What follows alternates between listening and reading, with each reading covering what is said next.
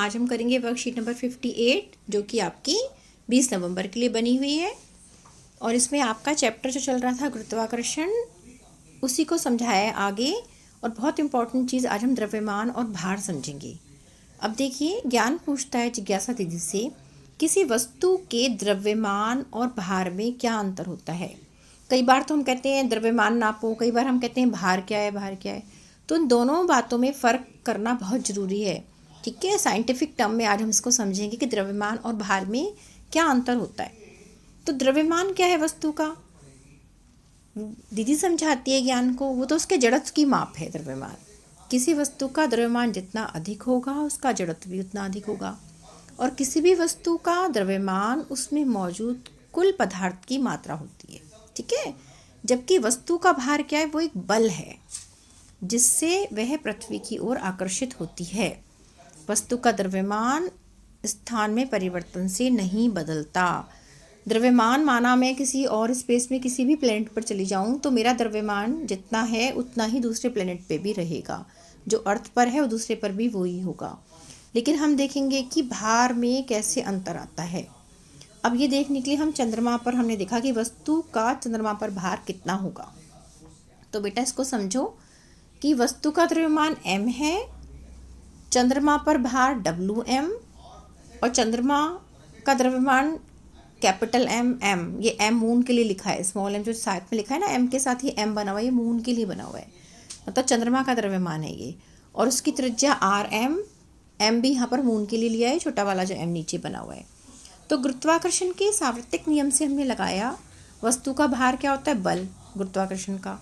और बल का फार्मूला हमें पता था G_M_E_M, हमने अर्थ पे लिया था ना, MEM/r²। तो यहाँ पर हमने M कर दिया और RM कर दिया, मीन्स हम मून पर ले रहे हैं।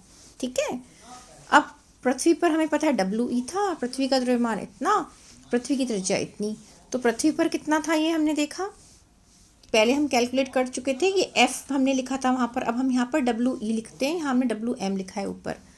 तो ये वेट है, मीन्स हम भार कैलकुलेट कर रहे हैं। तो दो इक्वेशन हमारे पास आ गई, एक पहली वाली चंद्रमा वाली और एक पृथ्वी वाली दूसरी। और फर्स्ट वो ऊपर देखिए, थोड़ा इसको ऐसे कर लेते हैं। ये हमारे पास फर्स्ट इक्वेशन आई है और ये दूसरी आई है। अब हमने इन दोनों को डिवाइड कर दिया।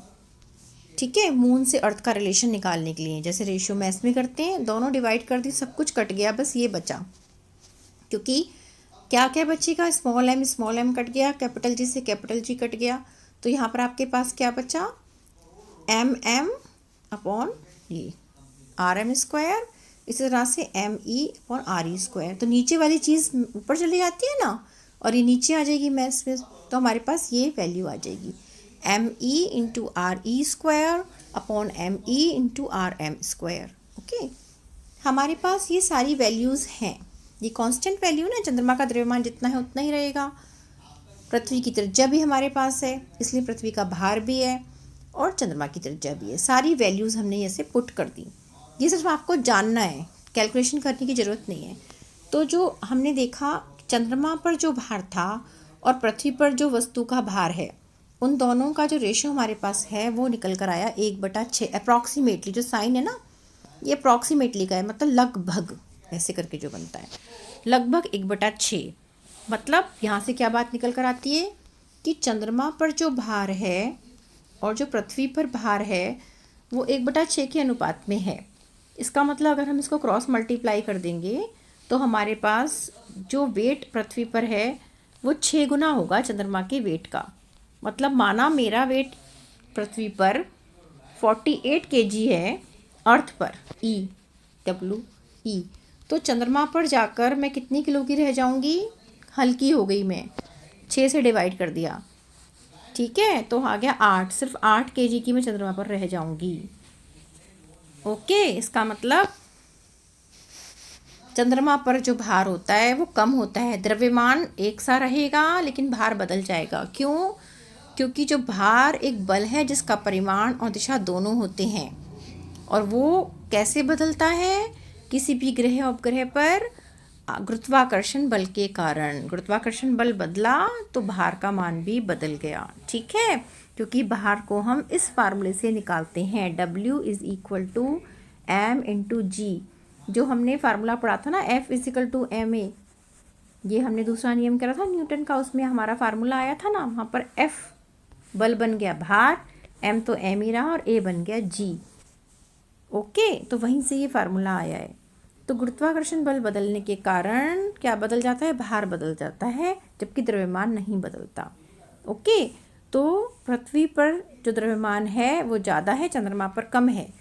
चंद्रमा का द्रव्यमान पृथ्वी के द्रव्यमान से कम है, इसलिए चंद्रमा वस्तु पर कम गुरुत्वाकर्षण बल लगाता है और वस्तु का भार भी वहाँ पे कम हो जाता है। द्रव्यमान की इकाई किलोग्राम और भार की इकाई न्यूटन। तो दो बातें समझ में आई कि भार जो होता है वो बदल जाता है ग्रह पर जाने पर, चेंज है, लेकिन जो द्रव्यमान है वो एक समान रहेगा, जितना है उतना ही रहेगा। और भार का मात्रक न्यूटन, जो बल का होता है वही भार का होता है, और द्रव्यमान का मात्रक किलोग्राम। ठीक है, 10 किलोग्राम वाली वस्तु का पृथ्वी पर भार कितना होगा, तो हमने देखा W=m×G। कैलकुलेट करना आसान है। m दे रखा है 10 किलोग्राम, G हमें पता है 9.8 होता है, हमने सीखा था पृथ्वी का गुरुत्वीय त्वरण जो है, तो ये होगा 98.0 न्यूटन। 0.0 की वैल्यू नहीं, तो हम इसको लिख सकते हैं 98 न्यूटन। Got it? ओके, अब देखिए क्वेश्चन आंसर। एक वस्तु का भार चंद्रमा और पृथ्वी में से किस पर कम होगा?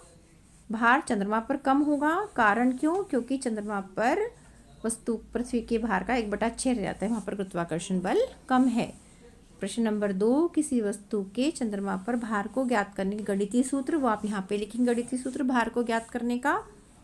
चंद्रमा पर भार को ज्ञात करना है तो गणितीय सूत्र क्या हो गया, वस्तु का चंद्रमा पर भार, ये गणितीय सूत्र आ गया। ठीक है, फिर आप देखिए किसी भी ग्रह पर किसी वस्तु का भार कौन से कारक पर निर्भर करता है, उसके गुरुत्वाकर्षण बल पर निर्भर करता है। गुरुत्वाकर्षण बल जैसा होगा उसके हिसाब से ही उसका भार होगा। ठीक है, अब देखिए 4th क्वेश्चन। यदि एक व्यक्ति का चंद्रमा पर भार 10 न्यूटन, तो उसका पृथ्वी पर भार कितना हो गया? अब चंद्रमा पर जो भार है वो तो कम है, जैसे मैंने भी आपको समझाया था। तो चंद्रमा पर भार मतलब m है ना, वो है 10, तो पृथ्वी पर कितना हो जाएगा, me 10 गुणा में 6 गुना हो जाएगा, मतलब 60 kg का वो व्यक्ति पृथ्वी पर हो जाएगा। 60 न्यूटन, सॉरी kg तो हम द्रव्यमान के लिए लेते हैं ना, भार के लिए हम न्यूटन लेंगे। ओके, तो ये हमारे पास आंसर आ गया कि 10 न्यूटन अगर भार चंद्रमा पर है तो 60 न्यूटन वो पृथ्वी पर होगा। ओके बच्चों, तो ये बहुत वर्कशीट को अच्छे से समझ लिया। साथ साथ आप कोविड-19 के प्रति भी सतर्क रहिए, नियमित रूप से अपने हाथों को साबुन और पानी से धोएं, ये बहुत इंपॉर्टेंट बात है, तभी हम बीमारी से बच पाएंगे। ओके, तो आप अच्छे से इसको अटेम्प्ट करना, सारे क्वेश्चन के आंसर लिखकर टाइमली मेरे पास भेजना। थैंक यू बच्चों।